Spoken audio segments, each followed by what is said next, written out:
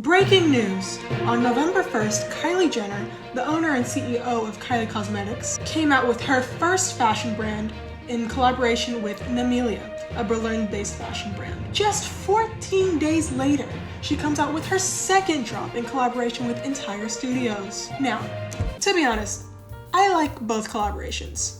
They're nothing new, nothing unique, but I could still appreciate the style and the pictures that have been taken with this brand. I will still never buy from a Kardashian though. This jacket in particular caught my eye because I love the way it fits on the silhouette and you're able to cinch the waist for a more Kardashian look. I like how it's fitted.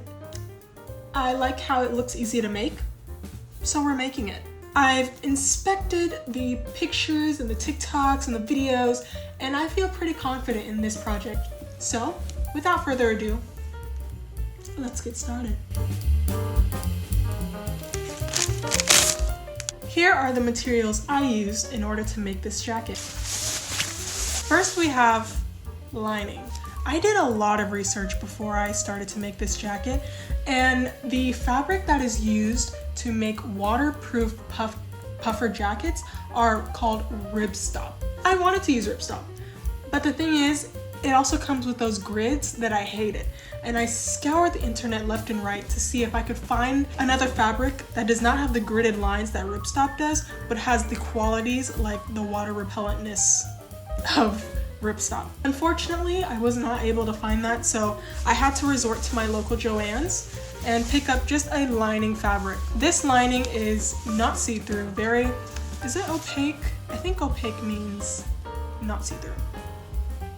Anyways, this lining is opaque and I used it for the outside and the inside of the jacket. You can use ripstop, but to me, it just did not look how I wanted it to look. So I have 4 yards of this lining fabric for the inside and the outside. And then we have bias tape. We're just going to use this to cover up all the raw edges on the inside and outside of the jacket. Next, these are called drawstring elastic cords, and they're perfect for the inside where we want to cinch the waist.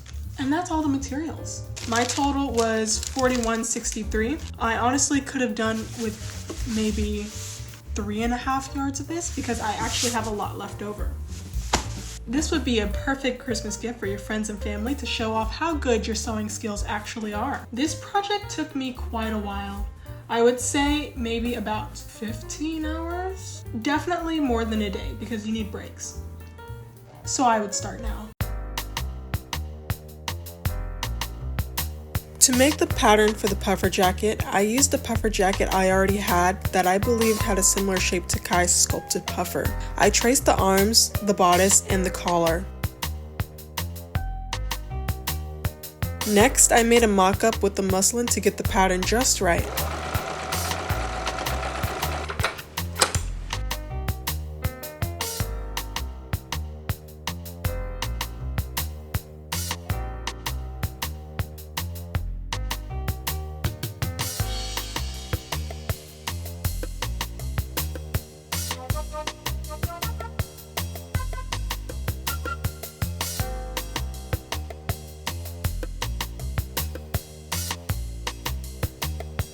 After making the pattern, I got started on cutting out the fabric and the downing that would go inside.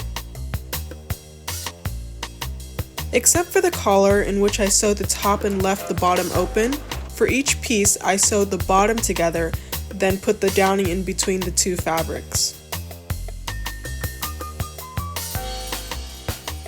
Next, I sewed the downing to the fabric so that when I quilted it, it would not go anywhere.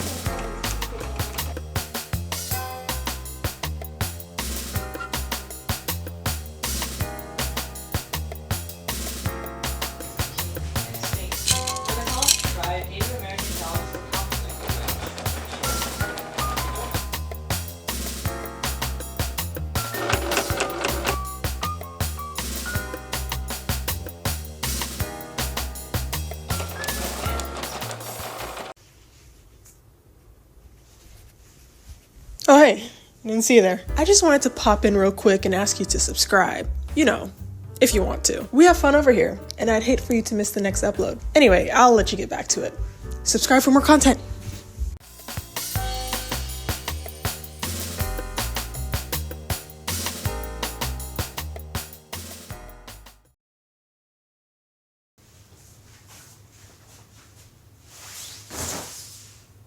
I'm in a very good place right now. I quilted the back, quilted the front. Here's the collar. And I have to quilt the sleeve. Now, I'm a little scared, to be honest. When I kind of like fit the sleeve up to my arm,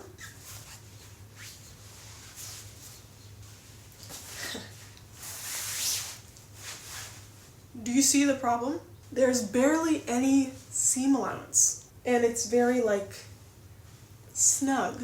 And in the original jacket, as you can see, there is ample room for her shoulders to kind of move around and everything like that. Now, this is my fault. I used a jacket that obviously is not the same pattern as the actual Kai jacket. And what I should have done is maybe I should have took a hoodie and used that to trace the shoulder and the arm pattern. So I have this smaller pattern, and this is what this would look like. See, not that much room. It kind of has me a little worried. I was thinking about maybe scrapping the whole thing and starting a new pattern, but I've already worked so freaking hard on the one that I have now. I really do not want to go back and try and fix it. I really hate when my projects don't look like the original. Like, I know I am not the original creator. I am just learning. This is for you. See, because of my mistake, you get to make a perfect jacket. So you're welcome. But yeah, I'm just going to continue and hope for the best. My next steps are to quilt this sleeve before I sew it onto the bodice. And then I'll be done really soon. So all I have to do is quilt the sleeve, sew everything together, and fix up some raw edges, and then I'll be done, to be honest. But look at how I ate this though. Look at how I absolutely devoured. What? They're so even. And I highly recommend you use some chalk to kind of trace out to where each line needs to be. I didn't own chalk before. I recently got it, and that's the best decision I've ever made. Okay, let me tell you. Because it goes away super easy, you know what I'm saying? So